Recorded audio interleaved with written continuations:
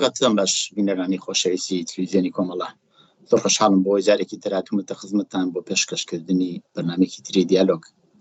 ئازیزان، باسی ئەو ڕۆمان لەسەر درێژەی شەڕە لە ڕۆژهەڵاتی ناوەڕاست کە ئێستا جیا لەوەی لە غەزەوە پەرەی سندووە بۆ لوبنان و پێدەچێ لەوە زیاتریش پەرە بستێنێ. زۆر کەس باسیەوەکەن کە لەواچی ئێرانیش تێوەتە لەو شەڕەدا.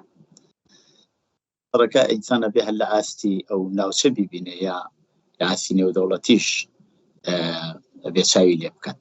تاسیراتی هەڵبژاردننی سەرۆکوەزیرانی سەرۆک کۆماری ئەمریکا چەندێک تاسیری لەسەر ئەو شەڕە بێت و هەروەها دەوری ئیسرائیل تاقیکردنەوەی ئەو هەموو سلاحی کە ئێستا لەسەر خەڵکی غەزە و خەڵکی لوبنان تاقیەکاتەوە چه تاسیرێکی دیسان لەو هاوسەنگی هێزە لە ئاسی نێودەوڵەتیە بێت. مەسەلەیەکی ترەوەی وا دیارە وەزعیەتی شەڕ گۆڕدراوە. ئێستا کەسایەتیەکان و ڕابەرەکان و فەرماندەکان ناتوانن ئەوە بە ئاسانی دەربچن. ئەم باسە طبعاً باسێکی زۆر مهمە کە ئەوڕۆ ئەیدێنە بەرباس و لێکۆڵینەوە لەگەڵ بەڕێز کاک ئەحمەدی ئەسکەندەری شرۆڤەکاری سیاسی. کاک ئەحمەد گیان بەخێر بی بۆ بەرنامەیە. زۆر سپاس، سلااو بۆ ئێوە و سپاس بۆ بانگهێشتنەکەتان و سلااو بۆ بینەرانی بەڕێز. زۆر سپاس. کاک ئەحمەد، شەڕەکە هەر درێژەی هەیە و ئیسرائیل هەڕەشا کات کە حەقی ئەو موشکبارانەی وا لەلایەن ئێرانەوە بە موشکی باڵیستیک کردبووی بکاتەوە، بەڵام جارێ تا ئێستا ئێمە شتێکی وا نابینین. بەڵام هەر لەو کاتەدا کەسێکی وەکو یەحیا سنوار کە جێگری هند بوو، یەکێک لە کەسانی کەسایەتی های گەورە بوو، یەکێک لەوانەی کە تەرخی 7 ئۆکتۆبری ڕژاند و لەلایەن ئەمریکایشەوە هەر دەستنیشان کرابوو کە وەکو ترۆریست و وەکو کەسانێک کە ئەمریکا بەدوایە گەڕابی کوژێت دەستنیشان کرابوو، لەو لە بینەدا کوژرا. پێم خۆشە ئەوەڵ وەزعیەتی ڕواڵەتی ئێستەی شەڕەکە باس بکەین، بزانین چۆنە، لە چه ئاستێکایە بەرەوکوێکی جا دوای دینە سەر پرسیارەکان. من پێم وایە ئیسرائیل جوابێکی ئێران هەر دەداتەوە. ئەوەی کە تا ئێستا جوابی نەداتەوە هۆکارەکانی زۆرن. یەکیان فشاری ئەمریکا وڵاتانی ترە کە نیگەرانن ئیسرائیل حملە بکا بە شوێنێ کە ئەوان پێیان باش نییە. بۆ نمونەگەر لە شوێنە ئەتۆمیەکانی بدات مەترسی بەدواوە بێت، یا بۆ نمونەگە بیدە لە شوێنەکانی کە سەرچاوی نەوتین یا کەشتیانەی کە نەوتە گوێزنەوە لە کەنداوەوە، ئەوانە مشکلەی گەورە دروستکە نەک بۆ ئەمریکا و بۆ ئیسرائیل بەڵکو بۆ وڵاتانی عەرەبی و نمونە عەرەبستان و وڵاتانی دەوروبەری کەنداو. جگە لەوە نیگەرانی ئەوەن کە پەرەسەندنی شەڕەکەیش ممکنە ئاکامەی وای بەدواوە بێ کە نەتوانن پێشی پێبگرن و سیاسەتەکانیان بخاتە مەترسیەوە، بەرژەوەندیان بخاتە مەترسیەوە. ئەمە تەنها ئەمریکا و ئەوروپایش نییە، رووسیەش وایە، چینیش وایە. ئەوە لەلایەک. بەڵام لەلایەکی تریشەوە ئیسرائیل نایەوێت جواب نەداتەوە، جوابێ هەرە داتەوە.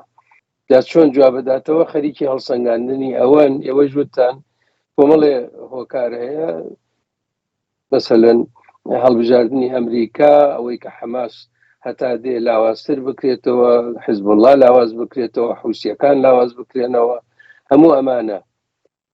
مەسئلەی ئەوە گەر چوینەوە سەری دوایەوە تێرۆرکردنی ئەو ڕێبەرانە کە لە ناوچەکەدا بوون، ئەمەش ڕواڵەتێکی تازەی بەخۆی گرتووە، بە تایبەتی تێرۆری یا کوژرانی یەحیا سینوار کە ئەو ڕاستە حەسەن نەسرەڵڵای زۆر تایبەتی بوو، بەڵام ئەمیش زۆر زۆر تایبەتی بوو بە نسبەتی ئیسرائیلەوە.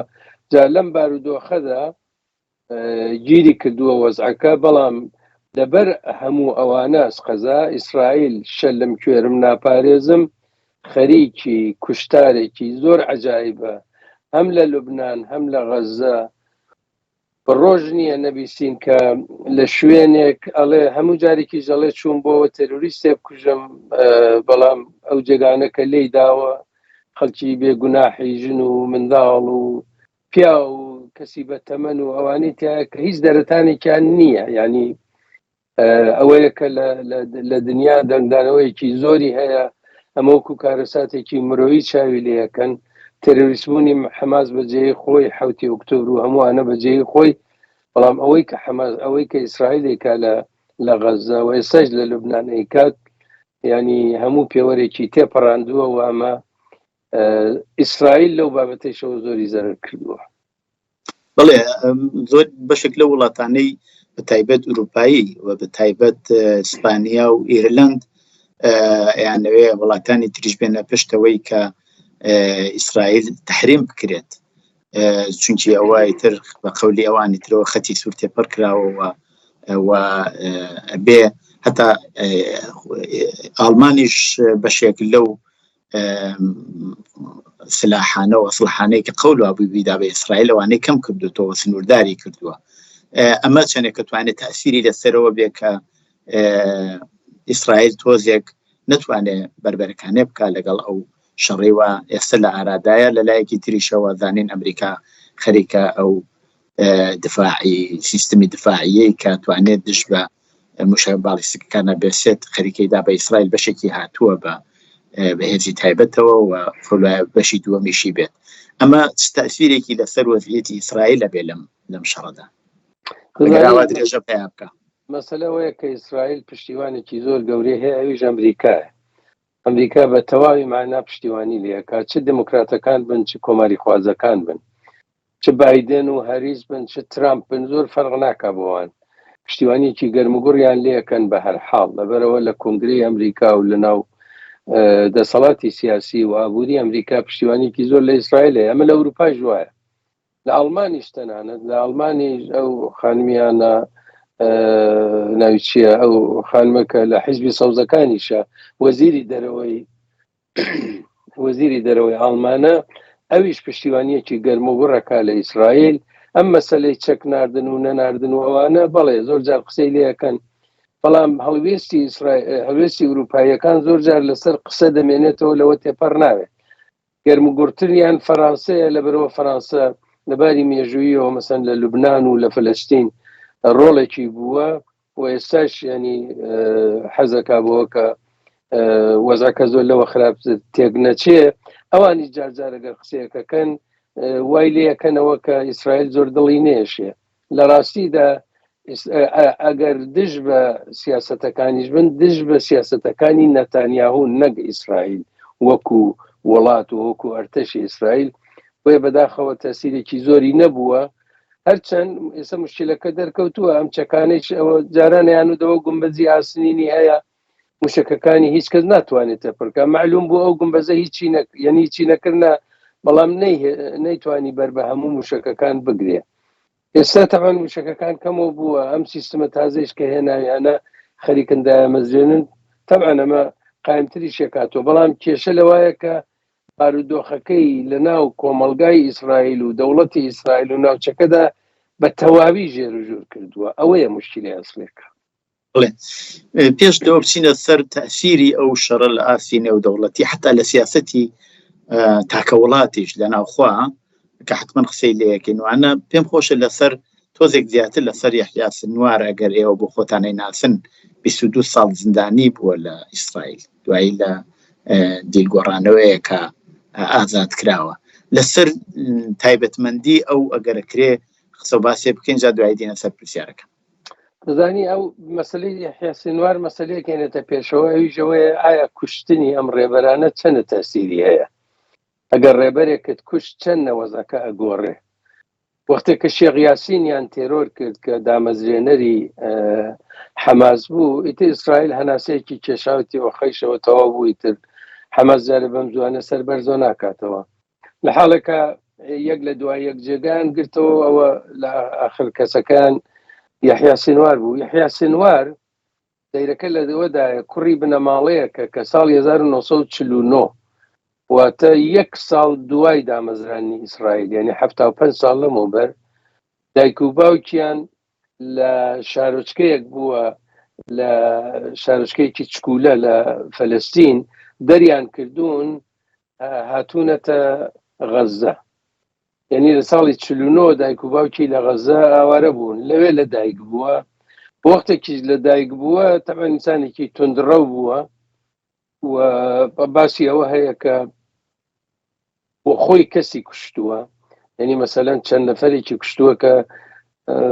تۆمەتبار بوون بەوە کە جاسوسیان بۆ ئیسرائیل کردووە لەسەر ئەوە ئیسرائیل گرتی کە ئیسرائیل گرتی چووەتە زیندان. لە زیندان زۆر عەجایب فێری زمانی عیبری بووە.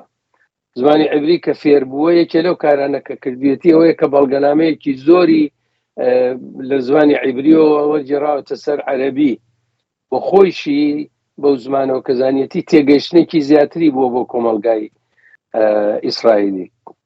بەڵام وەختێک کە لە دوای شەڕی 2006 سەربازێکی ئیسرائیلی ئەسیر بوو لە تەرەف حەماسەوە، وەخت بۆ گۆڕینەوەی ئەوە کەوتنە ئەوەی کە گفتوگۆ بکەن. ئیسرائیل لەگەڵ یەحیا سینوار گفتوگۆی کردووە کە لە زیندانیش بوو، یعنی زۆر دوو لیان معلوم بوو کە ڕێبەری ئەوان ئەوە، ولیان معلوم بوو کە کەسێکی گرنگە بۆ گفتوگۆکردن و قسەکردن لەگەڵ یا گفتوگۆیان لەگەڵا کرد و ئەڵێ ڕێکۆردی گۆڕینەوە لە مێژووە شکاوە. یەک سەرباز لە بەرامبەر 1029 زیندانی فەلەستینیە. وەختێکی زیندانیەکان خەریکن ئازادە من ئەمە کێ و کاری کرد؟ نەتانیاهوو بوو ساڵیش بۆ کردی لەبەرەوە کێشەی بوو لەگەڵ حیزبەکانی ترا لەگەڵ لە ناوخۆی ئیسرائیل بۆ پتەوکردنی پێگەی خۆی لە ئیسرائیل ئەو کاری کرد. بەلایەوە مهم نەبوو چەند نەفەر زیندانی فەلەستینی ئازادەکرێ، بەلایەوە مهم بوو سەربازەکە بگەڕێتەوە کە خەریکن ئازادیانەکەن کتوپڕ پیان و تونجا پەلەمەکەن. هەر کەسێک کە ئازاد دەبێ بە کاغەزی ئیمزا بکە بنووسێ کە من ئیتر کاری تەرۆریستی ناکەم. خەبەرەکەیاندا بوو بە یەحیا سینوار، ئەمە راپۆرتانە لە ڕۆژنامەکان ئەم ڕۆژانە هەمووی بڵاو بووتەوە و هەر یەحیا سینوار توێتی هیچ کەس حەقی نییە و کاغەزە ئیمزا بکە، یا نایکەین معامەڵەکە ناکەین یا کەس ئیمزای نەکە. نەتانیاهوش کە بەلای زۆر مهم بوو بیکا کردی و ئازاد بوو هاتە دەرەوە. ڕۆژنامەیەکی سوئێدی دوێنێ وابزانم نووسیویەتی ئەڵێک هەتا ئێستا هیچ کەس نەیتوانیوە متمانە بەخۆ لە دەوڵەتی ئیسرائیل بچێنێتەوە ئیلا یەحیا سینوار نەوێ بەو حرەکەتە کە دەستی پێکرد و لە دەیان ساڵە ئیسرائیل نەکەوتوەتە دۆخێکی ئەوە وەگەوەی ئاماژەتان پێکردسەوە زیاتر لە ساڵێکە ئیسرائیل لە شەردایە لە حاڵەکە لە 1948 شەڕەکانی ئیسرائیل دوور و درێژترینیان 33 ڕۆژ بووە، لەوە زیاتر نەبوو. بۆیە ئەمە وای کردووە کە هەم پرسی فەلەستین زۆر بەرجەستە بووەتەوە، هەم لەو لاشەوە ئیسرائیل بە شێوەیە کەوتووەتە بەر ڕەخنە کە جاران وان نەبوو. جاران جەماعەتێکی چەپ و پێشکەوتن خواز و ئازادی خواز لە دنیا یانوت با بەوا مەکەن لە فەلەستینیەکان. ئێستا ئابە و وەحشیگەریەوە کە ئەکرێ بەوەی کە ئێستا زیاتر لە 42,000 نەفەریان کوشتووە و قسە لەسەرەوەیە کە زۆر زیاتر لە 42,000 نەفەر کوژراوە، چونکو خۆ ناتوان چن لەژێر ئەو دار و پەردوو و ڕووخاوانەی ماڵەکانە بگەڕێن و خەڵک بێننە دەرەوە، خۆ ناتوان لەبەرەوەی ئیمکانەکەیان نییە. هەم ئەوانە طبعا ئەو دڕندەیەکە کە حەماس کردی ڕۆژی 7 ئۆکتۆبر بە کوژرانی نزیکەی 1200 نەفەر لەو جوانانەی کە هیچ ئەوان بەڕاستی گوناحێکیان نەبوو لەوێ و بەو بارمتانە کە گرتویانیان بارودۆخێکی زۆر سەخت و ناخۆشیان دروست کردە. هەر چۆنە بێ ئەگە کورتی بکەمەوە وەکو چۆن ئەمریکا بن لادەنی کوشت، ئەلقاعیدە هەر ئیدامەی بوو، الزەواهری کوشت هەر ئیدامەی بوو، مەسعەب زەرقاویان داعش لە هێشتا داعش دروست نەبوو، مەسعەب زەرقاویان لە عێراق تێرۆر کرد، ئەبوو بەکر بەغدادی هاتە جێگای کە خراپتر بوو لەو نازانم کێ ڕۆی نمونونەکان زۆرە وەخت زۆر ناگرم. ئەمە نیشان ئەدا کە هەتاوەکوونێ کێشەی فەلەستین چارەسەرێکی بۆ نەدۆزرێتەوە، هەروەکو چۆن یەحیا سینوار ئەو ساڵە ئەزانێ دایک و باوکی ئاوارە کران و هاتنەتە دەریان کردوون، ئەمە لە مێشکیان ماوەتەوە. ئێستش ئەو مناڵانەی کە لە غەزە بە بەرچاوی خۆیانەوە بینن کە سوکاریان ئاوا ئەکوژێن و نابوو دەکرێن، ئەمانە ئەگەر گەورە بوون ئەتوانن جێگای ئەو کەسانە بگرنەوە. یعنی ئەگەر کێشە سیاسیەکە جێبەجێ نەوێ ئەم بارودۆخە هەر ئیدامێ هەیە. من لەگەڵ ڕاوێژکارێکی دەرونی سەبارەت بە شەڕ قسەم کرد ماوەیەک لەوە پێش، و مەسەلەی تۆڵە سەندنەوە، مەسەلەی ڕقوقین چ تەئسیرێکی لەسەر بنیامەکان لەسەر شەڕە بێ، باسێکی زۆر باش لەو بابەتە کرابوو کە ئەو شەڕانە هەر بەو شێوە درێژە پەیاکە بۆ ئەوەی قین و تووڕێی و تۆڵە سەندنەوە هەر لە ناو دەرونی ئینسانەکان ئامێنێت و بەو جۆرە بێ شەڕەکان کۆتایی پێ نایە. بەڵام کاک ئەحمەد، مەسەلەیە کە تەئسیراتی ئەو شەڕە لەسەر بەشێکی زۆر لە وڵاتانتانداجێ ئاماژەمان پێکرد، بەڵام لەباری مەسەلەن بۆ بڵێن هەر وڵاتی سوێت کە من و تۆ لێ نیشتەجێین، لەوێ ئەبینین کە لە ناو پارلەمانە کێشەیەک لە بینی ئەوانەی کە پیانەوەترێ دژی ئیسرائیل وانە خەرێکە دروستە بێتر جیا لەوە لە وڵاتانی تریش هەر بۆ شێوە بوو، حتا لە ئاستی گەرایشاتی سیاسیدا و ئێرانیشا هەندێک لە چەپەکان تێڕوانینێکی تریان بە کوشتنی یەحیا سنوار بووە، و یا مەسەڵەن هەڵسوڕاوێکی کرێکاری لێبرازی ناڕەحەتیەکە لەسەرەوەی کە یەحیا سنوار کوژراوە، بەشێکی ئەوەی کە ئەو لە مەیدانا بووانە چەندێک خودی ئەم شەڕە توانێ ئاوا تەئسیردا بنێ لەسەرەوەی کە زیاتر ئەو دەستەبەندیانەی بینی سیاسیون لە وڵاتی خۆیان ناو یا تەئساسی لەسەرەواندا بنەوە، لەلایەکی تریشە تەبعەن وڵاتە یەکگرتووەکانی ئەمریکا شێکێک لەوانەیە کە بە زوودی ئەچێتە سەر دوای 2 هەفتەیەکە تقریبا هەڵبژاردن نەبێ. ئەمە چەندێک تەئسیری لەسەرەوە بێ کە زیاتر ئەو شتانەی وا دیار نەبوون زیاتر بەرچاو بکەون ناکۆکیەکانی بینی حزبەکان. حتما زیاتر دەرەکەوێت لەبەر خاتیەوە ناچارن هەڵوێز بگرن. ئێستا مەسەڵەن حیزبی چەپ لە سوێد تووشی کێشەیەک بووە، ئەویژەوەیە کە دەزانی لە دنیا شتێکەیە پێ دەڵێن ئانتی سێمیتیزم، ئەوی دژایەتیکردنی جوولەکە لەگەڵ دژایەتیکردنی ئیسرائیلیەکان و زۆرێک لە جوولەکە تونندڕەوەکان بەتایبەت ئەوەی فەرقی لە بینەوەدا دانەنێت. یعنی تۆ هەر ڕخنێ لە ئیسرائیل بگری ئەڵێنەها ئەوە دژە جوولەکەیە، لە حەڵەکەوان نییە بە ژمارەیەکی ئەجگار زۆر لە ڕووناک بیران و توزانم لە مامۆسای زانکۆ، نووسەران، شاعیران، چالاکوانان، ئەمانە هی جوولەکە چ لە خودی ئیسرائیل چ لە دەرەوەی ئیسرائیل دژ بە سیاسەتانەی نەتانیاهون دژ بە ئیدامەی ئەو شەڕەن لە غەزە و خۆشیان جوولەکەن، هەموو باوباپیرانیشیان جوولەکە بوون. بۆیە ئەمە هەر دەمێنێتەوە ئەم کێشە، و ئەم کێشە لەبەرەوە مەسەلەی هۆلۆکاستەیەوە مەسەلەی قەڵاچۆکردن و کوشتنی جوولەکەکان لە شەڕی جەهانی دووەمە هەیە، ئەمە هەر ئیدامەی هەیە. بەڵام لە ژێرەوە ئەوە ڕاستە کە لۆبیەکی ئیسرائیلی هەیە لە دنیا کە هەوڵەدا بۆ ئەوە، بەڵام ئاخر لایەنێکی تریشی هەیە، ئەویژەوەیە جەماعەتێکی زۆر وەختێکە کەسێ وەکت مەسەلەن وەکو یەحیا سینوار یا وەکو هەنیە لە تاران تێرۆرکرا یا حتی تەنانەت حەسەن نەسڕوڵڵا، ئەمە هەمیشە لە دنیا لە مێژووی شاوا بووە، لەلایەنێ بە تەرۆریستی دانێ، لایەنێ بە شەهیدی داناوە و وێنەی گەورە کاتەوە و نازانم ئەو قساناکە. بۆیە ئەم جیاوازی بوونە هەر ئەمێنێتەوە دێتە سەرەوە کە چەندە لەم وڵاتانە ئازادی هەیە. ئێستا مەسەلەن لە وڵاتانی ئوروپای و لە دەرەوە ئازادیەوە هەیە خەڵک بێ قسە بکە، هەم لە باسی فەلەستین بکە، هەم باسی ئەو لە باسی ئیسرائیل بکە. بەڵام لە شوێنێ وەکو ئێران ڕێگا نادەن بۆ ئەوەی کە لە وڵاتانە کە زۆر تون لایەنگری ئیسلامی سیاسین، من ناژڵم لایەنگری فەلەستین، ئەوانەوە کارە ناکەن.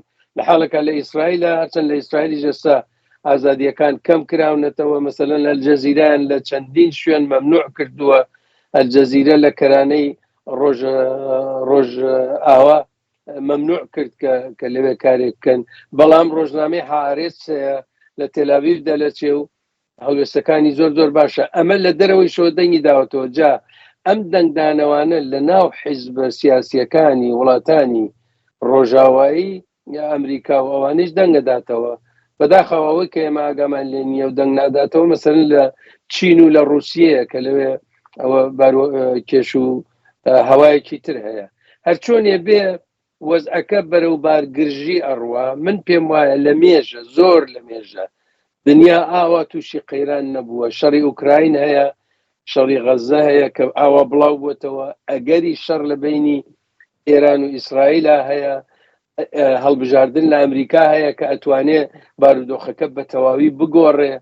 ئەمجار لە زۆر شوێنی تریش ئێستا دەستە و یەخەن لەگەڵ قەیرانی گەورە وڵاتانی ئەوروپایی، لە فەڕەنسا ڕاستی توندڕە و لە ئەڵمان ڕاستی توندڕە و تەنانەت لە ئینگلیستانیش کە هەڵبژاردن کراوە حیزبی کار یا حیزبی کرێکار هاتە سەرکار لەوێش خەڵکێکی زۆر هەن کە زۆر لە ئەنگری حیزبی کرێکاریش نین کە دەنگیان پێدا، بەڵکو زۆرتر بۆ دژایەتیکردنی ئەو لا دەنگیاندا، لەوێش توندڕەوەکان لەوانەیە بتوانن بچنە پێشەوە. هەموو ئەمانە واکە کە ئەمان خاتە بارودۆخێکی ناسەقامگیر و لە ئایندێکی زۆر ناڕوونە، ناتوانانی پێشبینی زۆر بکەی کە دنیا خەریکە بەرەو کوێ ڕوە. بۆیە کەسێ وەکو نەتانیاهوش هەموو بەرژەوەندی خۆی و هەموو شتەکانی شخصی خۆی تێکەڵی ئەم مەسەلە کردووە. نەتانیاهو ئەوێ هەتا زۆرتر ئەم شەڕە پەرەی پێ بدە، کوشتنی یەحیا سینوار و حەسەن نەسروڵڵا کە بە ئاڵایە بەرجێکاتۆڵێ ئەها هەر من مەتوانم ئەو کارانە بکەن، دەلێم گەڕێن. ئەوانەی کە ئەچون خۆپیشاندانیانە کرد لە تەلابیب و لە ئۆرشەلیم و لەوانە، ئێستا ئەوانە تۆزێک کەس بوونەتەوە لەبەر خاتی ئەوانیان و بابە مشکلەکە خودی تۆی جەنابی نەتانیاهو نەک ئەمە. بۆیە وەزعەکە زۆر زۆر ئاڵۆزە. کە بینە سەر تۆزێک وڵاترەوە ئەو دەستێوەردانی ئێرانە لەم شەڕەدا و لەواچێت کە ئیسرائیل تۆڵەی ئەو هێرشە موشکی وا کرایە سەری بکاتەوە.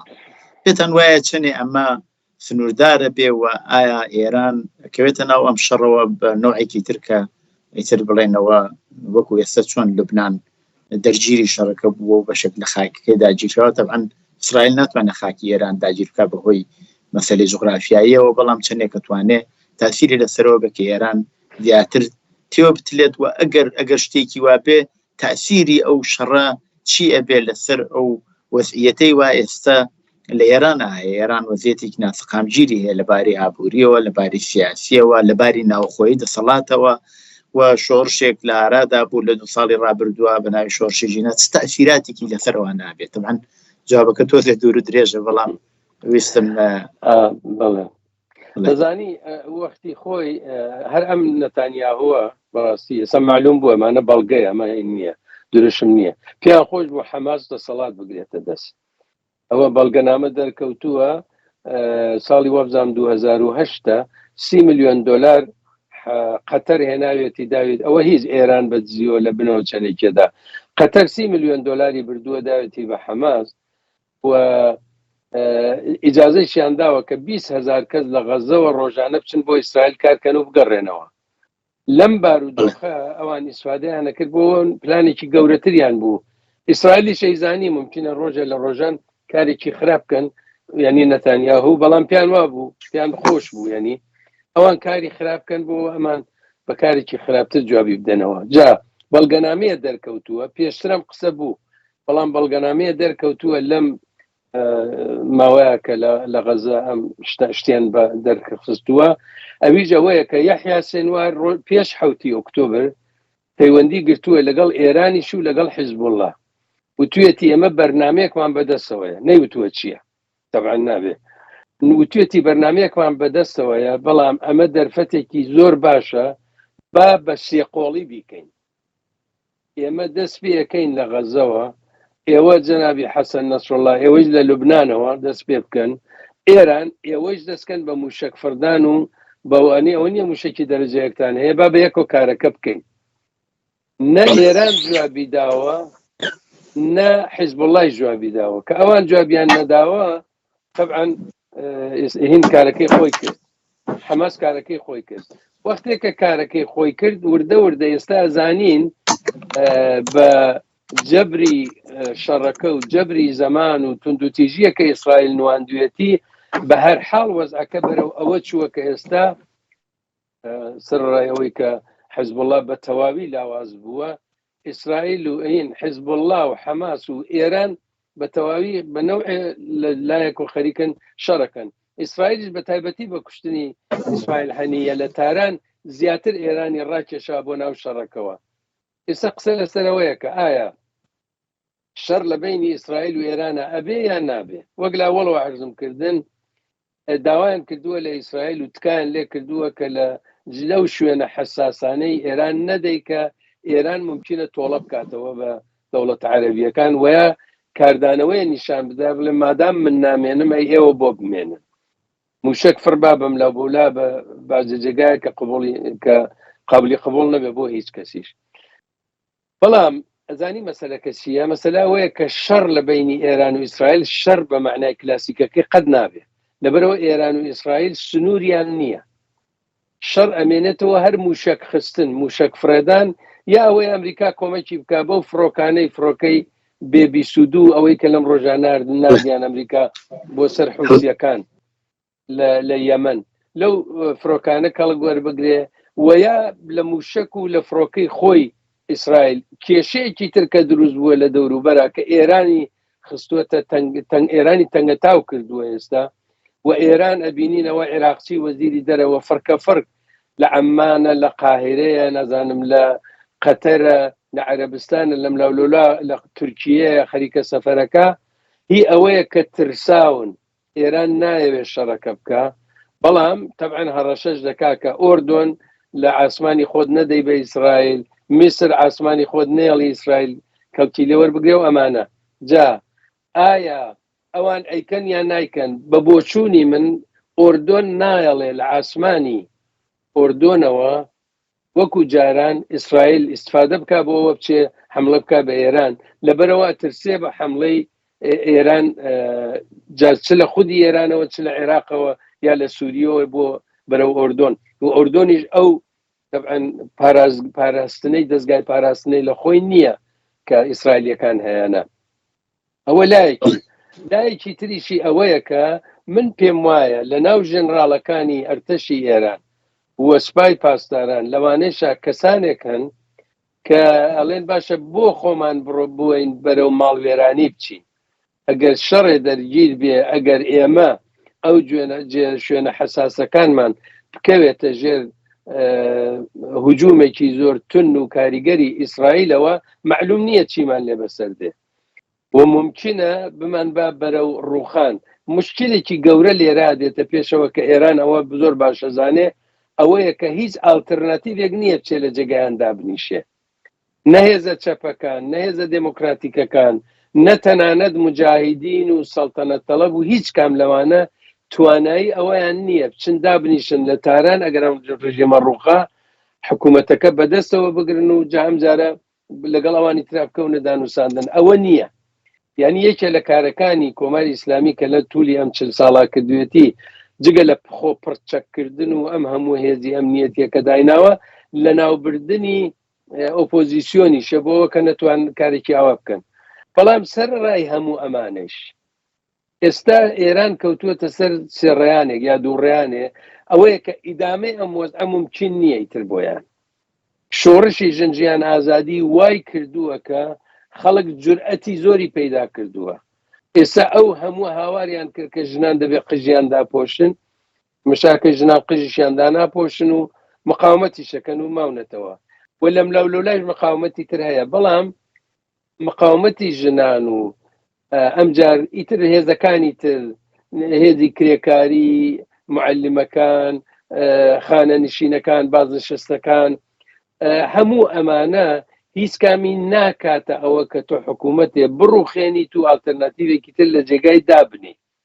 بەڵێ ئەمانە ئەوێتە هۆکاری لاوازکردن.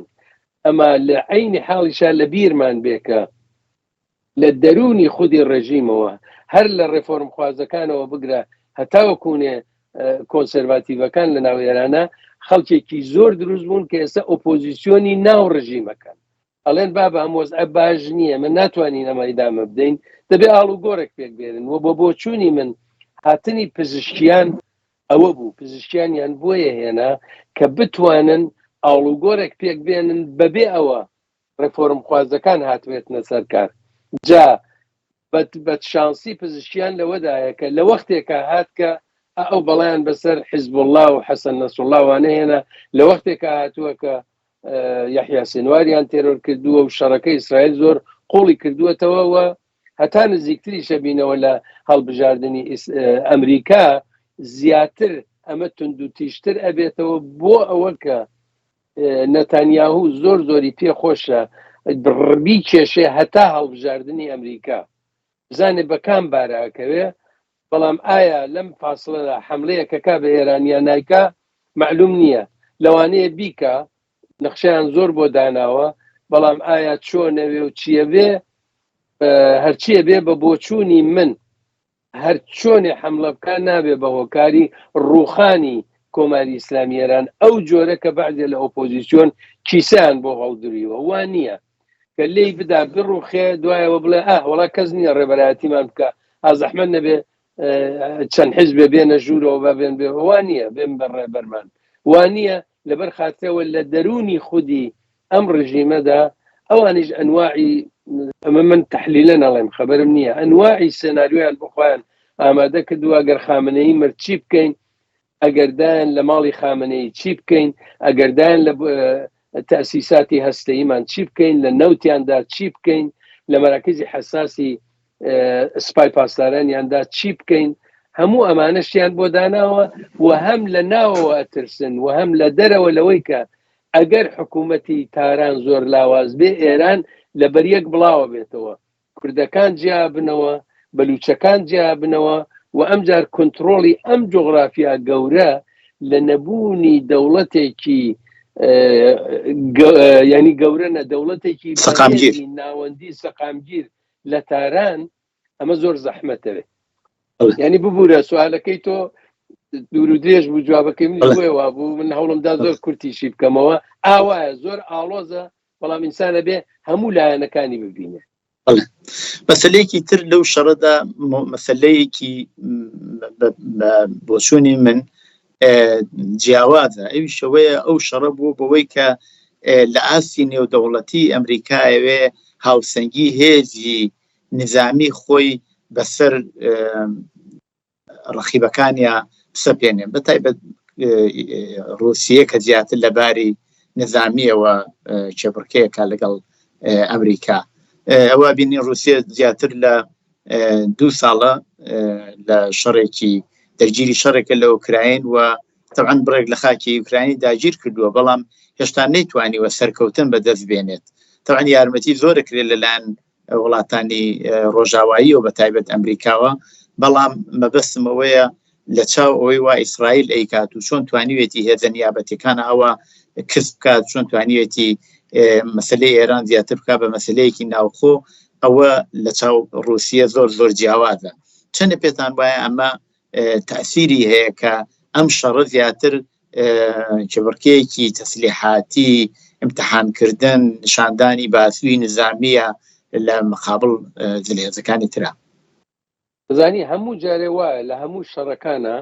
ئەوانەی کە چەکیان هێناوە یەک گروپێکی تایبەتیان هەیە کە کاریان بە شەڕەکە نیە چۆنە چێتە پێشەوە کێ حەملاکە کێ دیفاعەکە ئەچنە سەر ئەوەی بزانن ئەو چەکانەی کە بەکاردێ کارکردی چەکەکان چۆنە جا ئەو وڵاتانەی کە چەکەکەیان بەرهەم هێناوە هەوڵیانەوەیە کە بزان تا چ ڕادەیە کارەکە مەسەلەن بۆ نمونە وەختێکە درۆنەکانی تورکیە بۆ یەکەم جار ئەوی پێیانەوە بایرەقدار درۆنەکانی تورکیان لە ئوکراین کە ئیسفادە لێ کرد ئەمە بوو بە بازارگەرمیەکی ئێزگار زۆر بۆ تورکیە چونکە ئوکراین زۆر وابەستە بوو بەوە ئەمە پێش ئەوە بوو کە ئەردوغان و دەوڵەتی تورکیە زۆر نزیک بنەوە لە پوتین و لە مانگەکانی ئەوەڵ بوو لە پوتین و لە دەوڵەتی رووسیا جا بۆ ئێرانی شەر وایە ئێستا ئێران ئەوەڵ جارە دەرفەتێکی دەستکەوتووە ئەو موشەکانە کە دروستی کردووە تاقی بکاتەوە خەریکە تاقیە کاتەوە هەر جارێک کە تاقی شێکاتەوە